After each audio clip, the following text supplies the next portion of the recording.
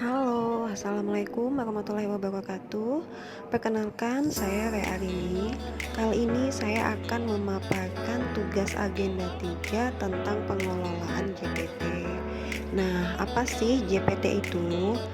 JPT itu singkatan dari Jabatan Pimpinan Tinggi, di mana fungsi JPT yaitu memimpin dan memotivasi setiap pegawai ASN. Nah, untuk jenis JPT itu ada JPT utama, JPT Madya, dan JPT Pratama.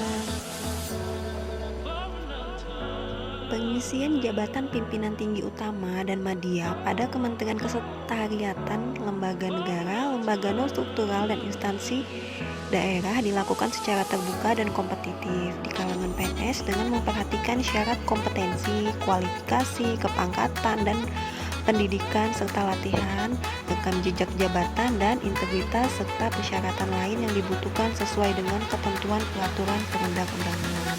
Selain itu, JPT utama dan madya dapat berasal dari kalangan non-PNS selama dilakukan secara terbuka dan kompetitif dengan persetujuan Presiden.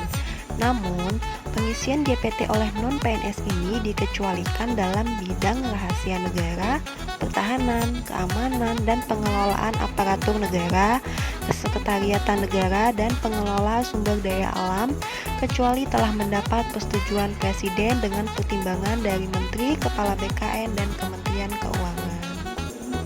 Pejabat pembina kepegawaian dilarang mengganti pejabat pimpinan tinggi selama 2 tahun, itu terhitung sejak pelantikan pejabat pimpinan tinggi, kecuali pejabat pimpinan tinggi tersebut melanggar ketentuan peraturan perundang-undang dan tidak lagi memenuhi syarat jabatan yang ditentukan. Penggantian pejabat pimpinan tinggi utama dan madya sebelum 2 tahun dapat dilakukan setelah mendapat persetujuan Presiden. Jabatan pimpinan tinggi hanya dapat diduduki paling lama 5 tahun.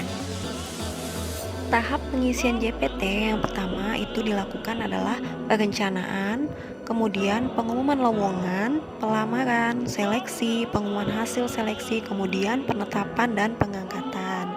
Untuk pengisian JPT di instansi pusat, untuk pengisian Pratama, PPK membentuk pansel dan memilih 3 nama calon pejabat pimpinan tinggi Pratama, kemudian menyampaikan 3 nama calon yang terpilih kepada PPK, dan selanjutnya PPK memilih 1 dari 3 calon tersebut untuk ditetapkan sebagai pejabat pimpinan tinggi Pratama.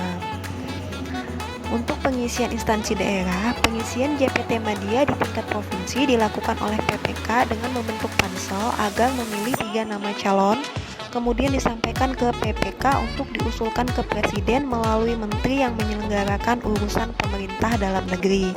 Presiden memilih 1 untuk ditetapkan sebagai pejabat JPT Madya.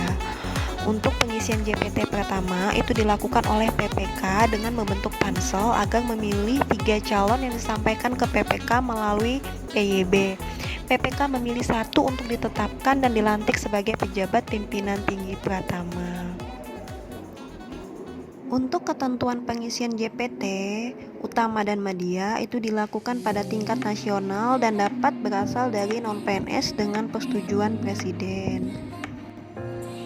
Untuk JPT Pratama itu dilakukan secara terbuka dan kompetitif pada tingkat nasional atau antar kabupaten atau kota dalam satu provinsi di kalangan PNS dengan memperhatikan syarat, kompetensi, kualifikasi, kepangkatan, pendidikan dan pelatihan, rekam jejak jabatan dan integritas serta persyaratan jabatan lain sesuai dengan ketentuan perundang-undangan.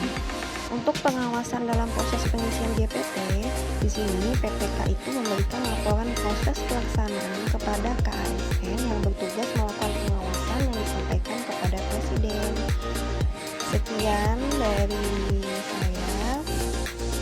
Akhir kata saya ucapkan Assalamualaikum warahmatullahi wabarakatuh.